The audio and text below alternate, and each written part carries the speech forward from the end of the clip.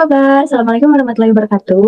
Perkenalkan nama saya Anissa Fitriani. Di sini saya ingin mempresentasikan tugas yang Bapak sudah berikan di mata kuliah periklanan ini. Sebelum saya mempresentasikan apa yang Bapak suruh, izinkan saya untuk membagikan layar terlebih dahulu. Sebelumnya izin ya Pak, saya ada dua device untuk memudahkan saya dalam presentasinya. Tahapan apa saja yang saya sudah lakukan dalam membuat proyek iklan. Nah, untuk yang pertama adanya iklan layanan masyarakat. Nah, saya di sini mengambil tema yaitu peka terhadap sampah. Jadi untuk sebelum pembuatan videonya ada apa aja nih? Tahap pertamanya ada tahap produksi.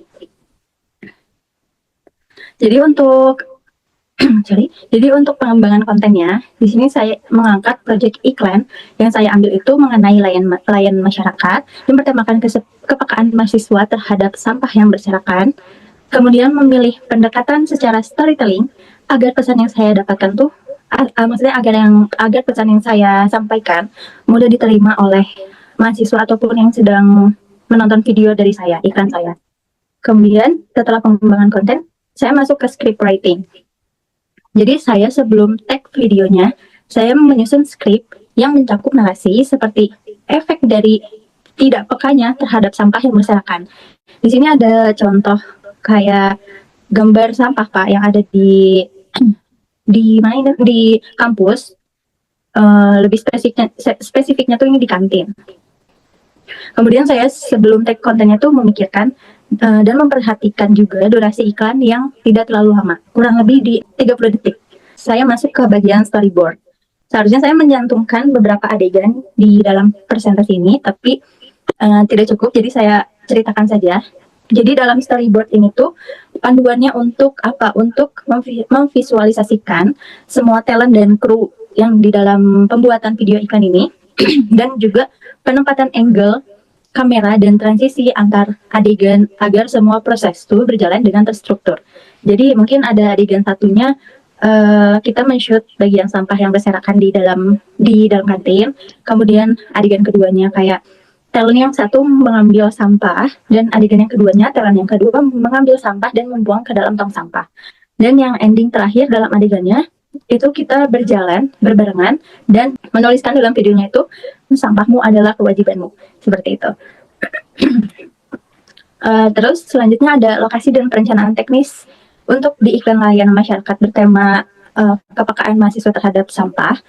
Untuk lokasinya saya mengambil dari sekitar wilayah kampus Inaba, lebih spesifiknya tadi yang saya sudah sebutkan di kantin. Kemudian ada perencanaan secara teknis, yaitu penyusunan kamera, pencahayaan terhadap sinar matahari, dan juga peran talentnya sendiri. Nah, ini kita masuk ke tahap produksinya. Nah, untuk syutingnya sendiri, saya mengambil gambar sesuai dengan storyboard yang tadi sudah saya jelaskan.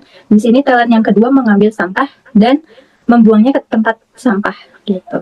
Untuk set lokasinya, tadi saya sudah lebih spesifik lagi di awal ngomong di bagian kantin Universitas Indonesia Membangun. Kemudian untuk pengarahan talentnya, tadi saya sudah bilang juga di dalam storyboard ada adegan pertamanya, seorang talent yang diarahkan untuk pengambilan sampah. Lalu lanjut ke tahap pasca produksi. Jadi ada 4 aspek yang saya sudah jabarkan. Yang pertama adanya editing. Saya menggunakan aplikasi CapCut yang gratis aja sih Pak. Untuk menyusun footage yang sudah saya ambil dari tag video yang pertama, yang pas produksi. Kemudian alurnya tuh disesuaikan apa yang saya sudah tentukan bersama teman saya, dan juga saya di dalam editing ini tuh memotong bagian-bagian yang tidak perlu agar si alurnya tuh berjalan dengan baik dan sempurna dan apa yang kita mau kayak gitu. Kemudian adanya efek visualisasi. Nah, di sini saya menambahkan efek transisi di setiap video agar lebih menarik. Kemudian dengan adanya desain musik, saya mengambil tema musiknya tuh You Are Enough, tuh Sleeping at Last. Kenapa mengambil lagu itu? Karena itu tuh menurut saya lebih cocok untuk menggambarkan makna bahwa kamu tuh cukup untuk tidak mengotori lingkungan lagi, seperti itu. Endingnya apa nih? Final resultnya apa nih? Nah, setelah selesai saya cek ulang videonya, udah saya make sure gak ada typo, gak ada kesalahan dalam transisi. Nah, saya tuh save videonya dalam resolusi yang tinggi. Karena kenapa? karena di setiap platform Instagram, TikTok, dan juga misalkan YouTube, filenya tuh bisa berubah-ubah gitu. Resolusinya juga bisa berubah-ubah, makanya saya menetapkan resolusi yang paling tinggi agar ukuran dan resolusinya tuh tidak berbeda-beda di setiap platform. Seperti itu untuk iklan yang pertama, layanan masyarakat. Nah, saya lanjut ke dalam iklan kreatif. Iklan kreatif ini tuh kan bebas nih Pak, nggak ditentuin apa aja. Saya mengambil tema apa? Perlindungan kulit menggunakan sunscreen. Skincare gitu loh Pak. Jadi untuk tahap produksinya apa aja nih? Sama aja seperti tadi, pengembangan kontennya. Saya mengembangkan proyek iklan ini tuh ambil dari mengenai makna iklan kreatif, bertemakan investasi jangka panjang untuk kulit wajah. Memilih pendekatan secara storytelling lagi, secara kurang lebih entertain, dan diselipkan kampanyenya juga, dan komunikasi persuasifnya juga. Kenapa? Karena agar pesan yang dimaksud mudah diterima oleh yang menonton video saya. Lanjut ada script writing. Oke. Sip.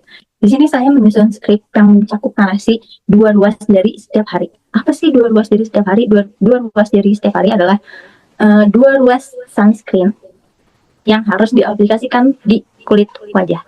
Itu harus banget, nggak boleh enggak. Itu maksudnya. Nah, dengan memperhatikan juga durasi yang saya bikin nggak terlalu panjang, nggak terlalu pendek, agar iklannya tuh terasa lebih ngena dan juga orang nggak cepet bosan. Lanjut, ada di storyboardnya. Saya membuat storyboard sebagai panduan visual untuk semua talent dan kru dengan penempatan angle kamera dan transisinya tuh antar adegan agar semua proses berjalan dengan terstruktur. Jadi ada beberapa footage atau adegan yang dilakukan pada iklan kreatif ini. Yang pertama, kayak talent kita tuh disuruh untuk foto menghadap sinar matahari dan mengacungkan 2 jari.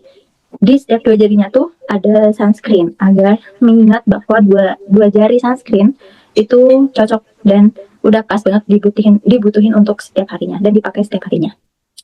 Untuk adegan keduanya mungkin adanya pengaplikasian sunscreen pada wajah, kemudian di adegan ketiganya mungkin ada pengolesan sunscreen pada telapak tangan dengan di bawahnya sinar matahari agar terlihat komunikasi persuasifnya tuh nyampe gitu Pak. Dan yang terakhir, adegan terakhirnya tuh mungkin penggunaan sunscreen pada area luar dan area dalam, serta pada wilayah kayak pantai, pegunungan yang langsung tersorot sinar matahari. Oke, untuk lokasi dan perencanaan secara teknisnya, lokasinya tadi saya sudah bilang di ruangan terbuka dan terpapar sinar matahari. Kemudian perencanaan secara teknisnya, penyusunan kamera, angle kamera, pencahayaan, dan peran talent itu sangat penting. Itu untuk kita masuk ke tahapan produksi. Nah, ini saat syuting, sorry saya zoom dulu ya Pak. Oke, untuk syuting, pengambilan gambar sesuai dengan storyboard. Tadi saya adegan kedua kalau nggak salah yang tadi saya sebutkan, penggunaan sunscreen pada telapak tangan dan diarahkan ke langit, fungsinya untuk mengetahui bahwa sunscreen penggunaannya di bawah sinar UV dan ditunggu kurang lebih 15 hingga 20 menit. Dan ada set lokasinya. Nih, kita ada 3 buah sunscreen yang ditempatkan di lantai, di tanah, itu sama aja ketika kita di luar ruangan, kita harus memakai sunscreen. Dan penggunaan sunscreen 2-3 jam harus di-reapply. Dan pengarahan talent diarahkan untuk mengoleskan sunscreen sebanyak 2 jari pada wajah. Kita lanjut ke tahap produksi. Seperti tadi ada 4 aspek. Yang pertama editing menggunakan aplikasi CapCut, lagi-lagi yang menggunakan gratisan saja, untuk menyusun footage sesuai alur yang digunakan. Kemudian saya juga memotong bagian-bagian yang tidak perlu agar si iklannya itu dapat mengalir sesuai yang saya butuhkan.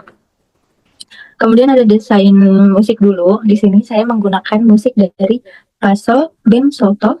Kenapa menggunakan musik ini? Karena musik ini tuh sangat hype banget di kalangan TikTok, dan target pasar saya tuh jelas ada di TikTok kalau yang iklan kreatif ini. Kemudian ada efek visualisasi. Nah, saya mengikuti template dari CapCut yang telah disediakan, yang membuat banyak orang tuh menjadi penasaran dengan iklan apa yang saya tawarkan, karena di awal videonya tuh kita disuruh main game gitu loh Pak, di set. Nah gitu, jadi kan penasaran nih kayak kita harus ngikutin dulu, baru ternyata ada iklannya gitu. Baru yang terakhir ada final result. Setelah saya cek berulang kali videonya dan saya save videonya dalam resolusi yang tinggi dan ukuran file yang sesuai dengan format sosmed dalam format Instagram, TikTok, dan juga YouTube. Oke, Bapak udah selesai. Nah, sekian dari saya pemaparan mengenai tugas periklanan yang Bapak berikan, spesifiknya tentang UAS ya Pak ini. Terima kasih, saya Anissa Fitriani. Assalamualaikum warahmatullahi wabarakatuh.